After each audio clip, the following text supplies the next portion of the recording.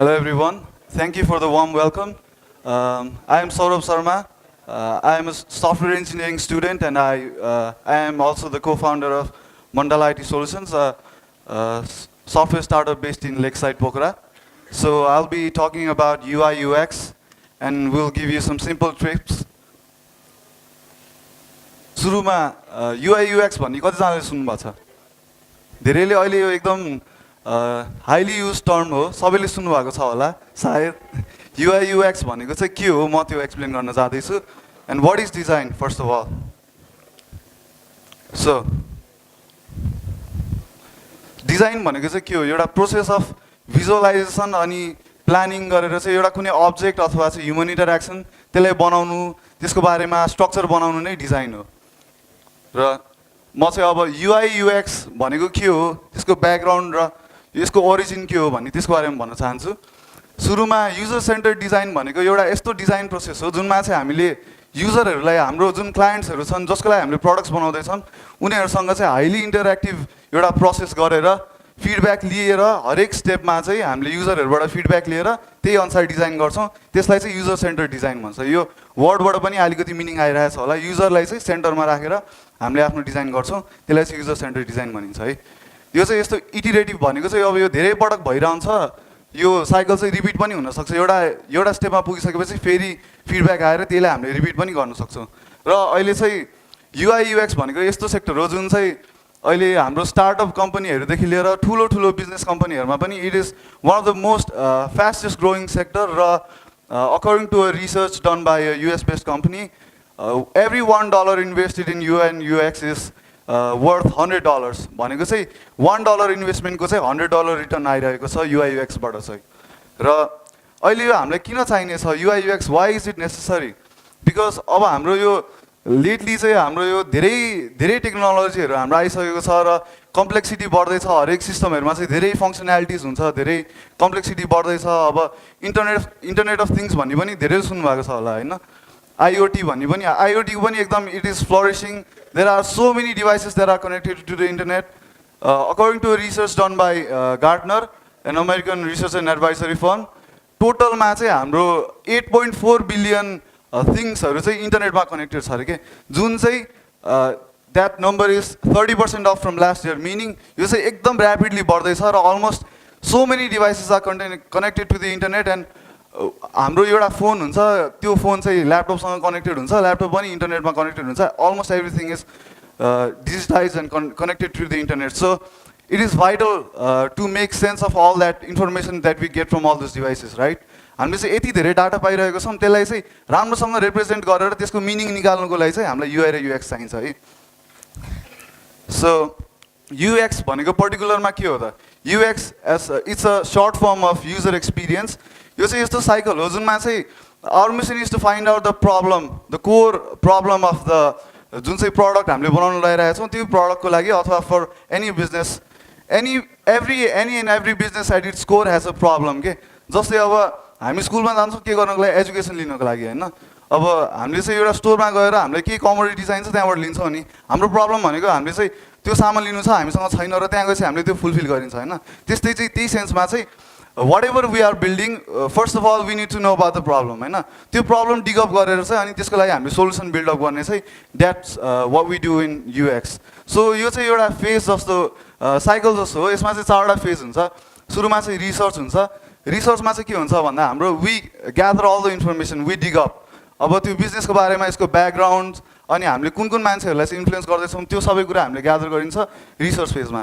र त्यसपछि आउँछ कन्सेप्ट। कन्सेप्टमा चाहिँ हाम्रो के हुन्छ भन्दा लाइक अब हामीले ग्यादर गरेको, रिसर्च गरेको डेटाहरू चाहिँ हामीले कुनै एउटा सिट अफ पेपरमा अथवा केहीमा चाहिँ हामीले रफली स्केच गरेर एउटा कन्सेप्ट चाहिँ हामीले बनाउँछौँ। लाइक इन्टरेक्सन्सहरू के हुन्छ, हामीलाई चाहिने कुराहरू के हो, नभई नहुने स्टेपहरू के हो, हाम्रो मेन फङ्सनालिटी के हो, यो सबै चाहिँ कन्सेप्ट फेजमा हुन्छ है। र त्यसपछि आउँछ हाम्रो डिजाइन। डिजाइन भनेको चाहिँ now we actually start to build something. Doesn't matter if it's in paper अथवा चाहिँ कम्प्युटरमा चाहिँ एकदम लो फिडेलिटीको लाइन मात्र बनाएर इमेजेस नराखिकन, सिम्पल टेक्स्ट राखेर, केही स्टाइलिङ नराखिकन हामीले चाहिँ अब डिजाइन गर्नतिर लाग्छौँ होइन।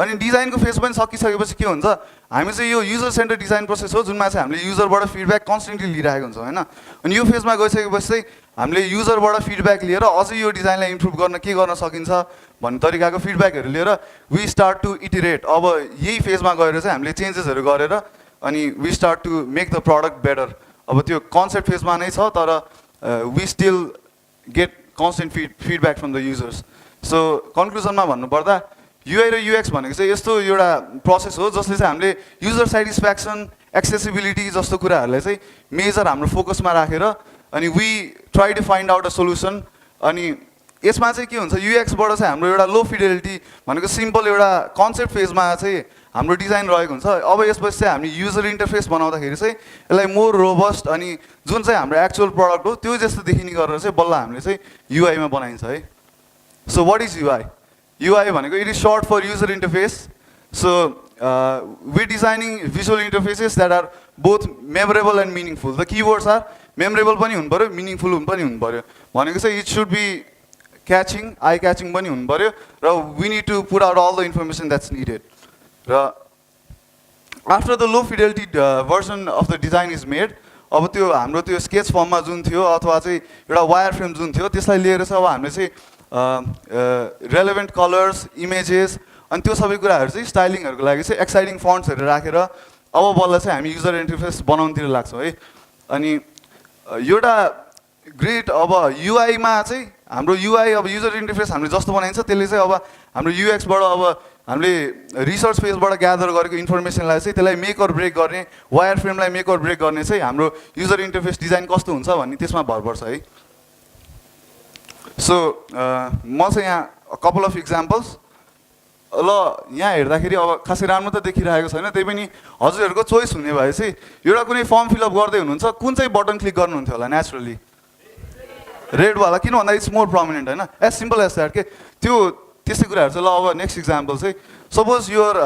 डोनेटिङ फर अ च्यारिटी जसले चाहिँ वाटर एकदम कम भएको देशहरूमा चाहिँ उसले डोनेट गरिरहेको छ अरे होइन पानीको लागि चाहिँ पैसा उठाइरहेको छ ल you get into the website and you see this होइन it's okay nothing wrong होइन तर when you see this अनि त्यो बच्चाको हातमा चाहिँ त्यो इम्प्योर पानीको बोतल देख्दा बित्तिकै it influences your emotion right so powerful image can drastically change the design so this is just an example so UI मा चाहिँ कन्टिन्यू गर्नुपर्दा अब हाम्रो एउटा के हुन्छ युजर इन्टरफेस किन पनि जरुरी छ भन्दा एउटा ब्रान्डको आइडेन्टिटी भनेको अब जस्तै हजुरहरूले एप्पल युजर्स अथवा चाहिँ एन्ड्रोइड युजर्समा के हुन्छ भन्दा जुनसुकै भर्जन अफ द सफ्टवेयर भए पनि एउटा कोरमा चाहिँ एन्ड्रोइडको डिजाइन चाहिँ छुट्टै नै हुन्छ होइन त्यस्तै चाहिँ अब एप्पलको युआईमा हेर्नुभयो भने यदि एप्पलमा युज हुनुहुन्छ भने हजुरलाई त्यही नै चलाउनु मन लागिरहेको छ नि त त्यो चाहिँ युआई चाहिँ त्यो ब्रान्डको चाहिँ आइडेन्टिटीको रूपमा पनि लिन्छ होइन र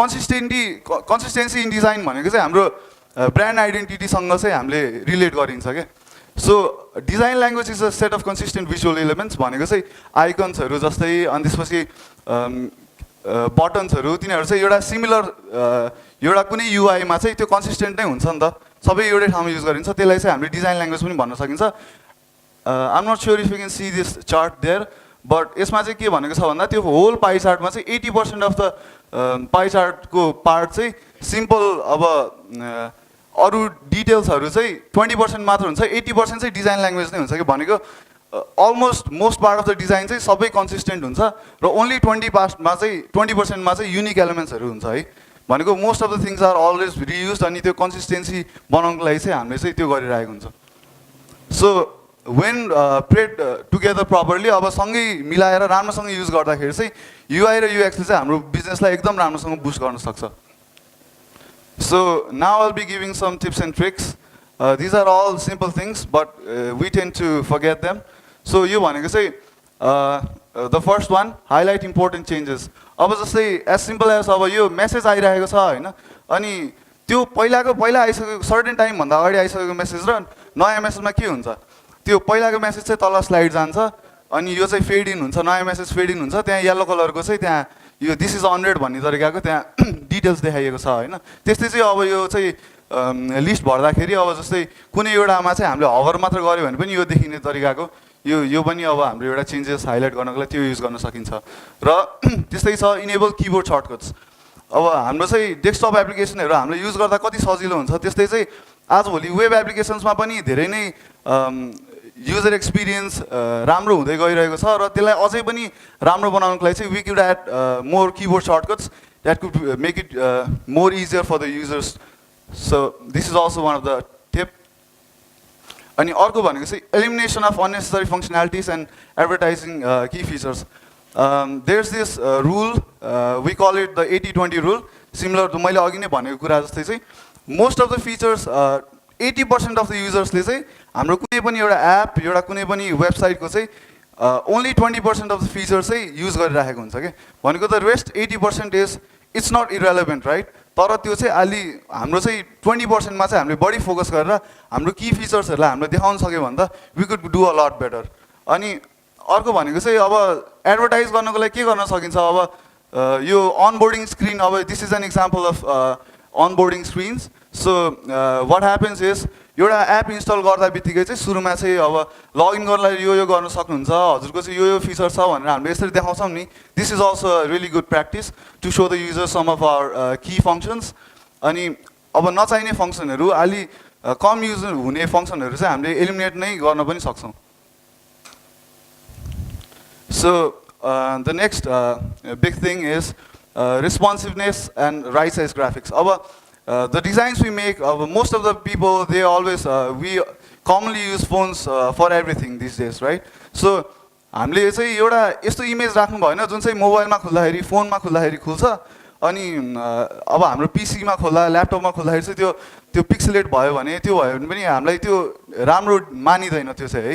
अनि अर्को भनेको चाहिँ रेस्पोन्सिभनेस. हजुरको त्यो स्क्रिनको साइज चाहिँ अब फोनमा खुल्दाखेरि पनि फिट हुनु पर्यो, अब जुन ट्याब्लेटमा पनि अनि पीसीमा पनि एभ्रिवेयर.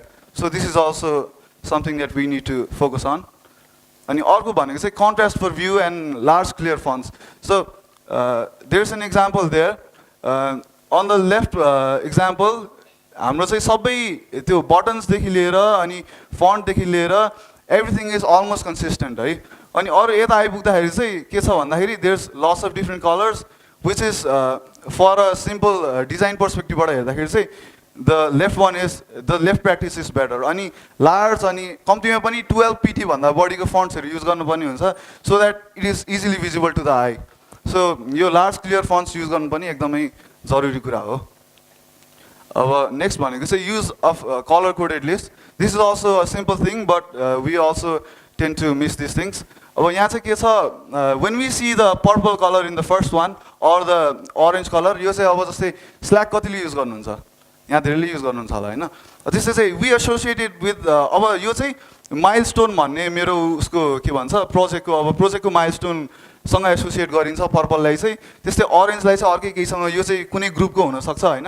त्यसरी चाहिँ कलर कोडेड लिस्टहरू राख्यो भने चाहिँ मोर बेटर हुन्छ हाम्रो एप्लिकेसन. अनि अर्को छ display help messages that attract the eye. अब so many functions, there are so many functionalities in our applications, so some of the users might need help to get through those functions. So it's a good practice to have messages that attract the eye and that help the users. अर्को छ हाम्रो यो tab navigation. This is also really simple thing. अनि यसमा के हुन्छ भन्दा suppose you have a page, त्यसमा चाहिँ मल्टिपल कुराहरू छ जुन चाहिँ they don't necessarily need to be on the next tab के त्यो ब्राउजरको नेक्स्ट ट्याबमा नभए पनि त्यसमै भयो भने चाहिँ सजिलो हुने जस्तो छ भने चाहिँ हामीले ट्याब नेभिगेसन युज गर्न पनि सकिन्छ, जसले गर्दा चाहिँ हामीलाई युजरहरूलाई धेरै सजिलो हुन्छ है. एन्ड देन कम्स यो model windows. Just like the previous one.